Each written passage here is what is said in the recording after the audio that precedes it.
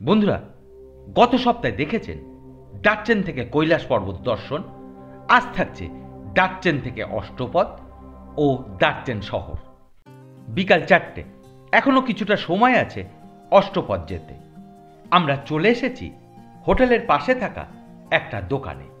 এখানে যাত্রার জন্য দরকারি প্রায় সব কিছুই পাওয়া যাচ্ছে।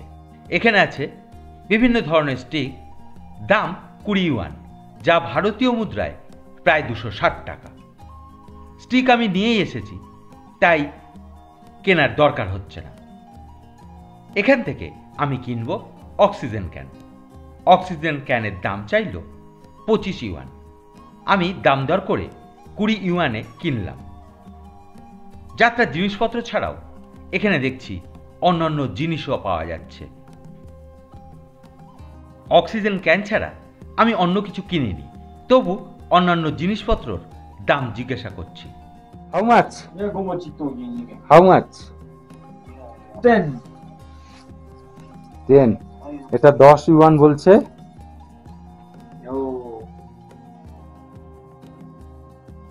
এই দোকানে আছে প্রচুর গিফট আইটেম, কিন্তু আমি এখন কিছুই কিনছি না। যদি ফেরার সময় সম্ভব হয় তাহলে কিনব।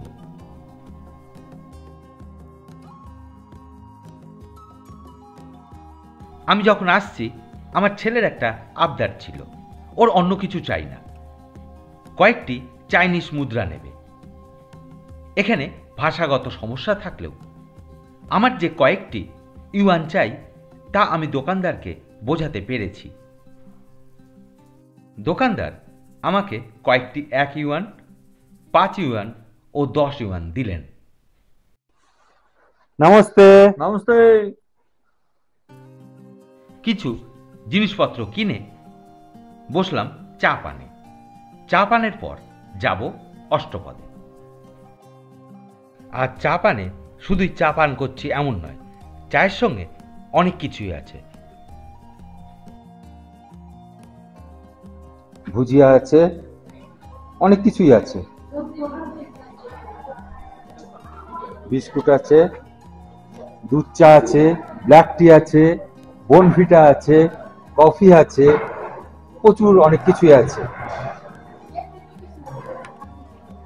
যে ইনি সব ব্যবস্থা করে দিচ্ছেন খুব ভালো করে, আর এইভাবে আমাদের সেবা করে যাচ্ছেন নেচে নেচে। খুব ভালো। হর হর মহাদেব। এই যে আমি তো এটা কিনেছি। এই যে আঙ্কেলজিও আমাদের খুব সেবা করছেন, ইনিও খুব সেবা করছেন। चाइना के प्राइम मिनिस्टर। নেই নেই নেই। আপনার শুভ নাম? जावा शर्मा। আচ্ছা, এই শেরপাটা সত্যি একদম আমাদের খুব ভালোভাবে সেবা করছে, দারুণ। নমস্তে।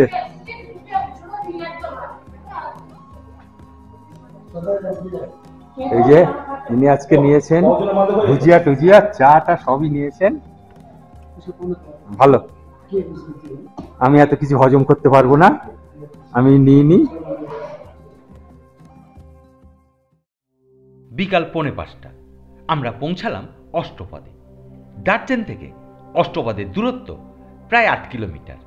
ডারচেন থেকে অষ্টপদে আসতে খুব বেশি সময় লাগলো না।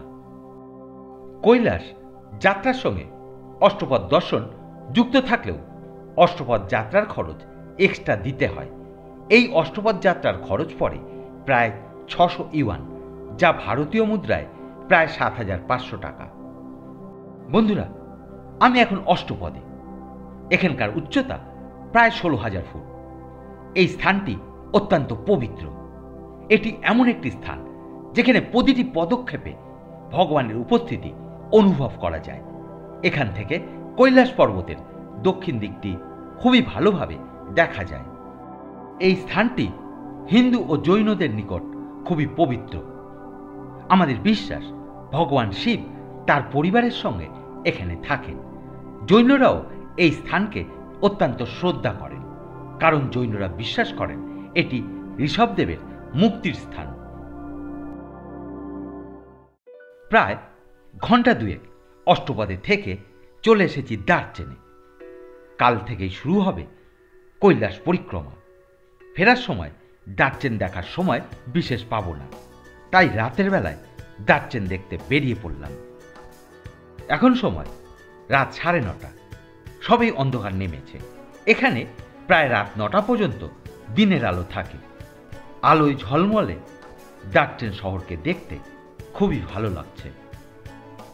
এখানে চীনা অক্ষরে উজ্জ্বল আলোকিত সাইনবোর্ড প্রদর্শিত হচ্ছে, তবে কি লেখা আছে তা আমি ঠিক বুঝতে পারছি না, তবে অনুমান করতে পারছি এটি একটি রেস্তোরাঁ এবং এখানে কি কি খাবার পাওয়া যায় সেই বিষয়ে লেখা থাকতে পারে।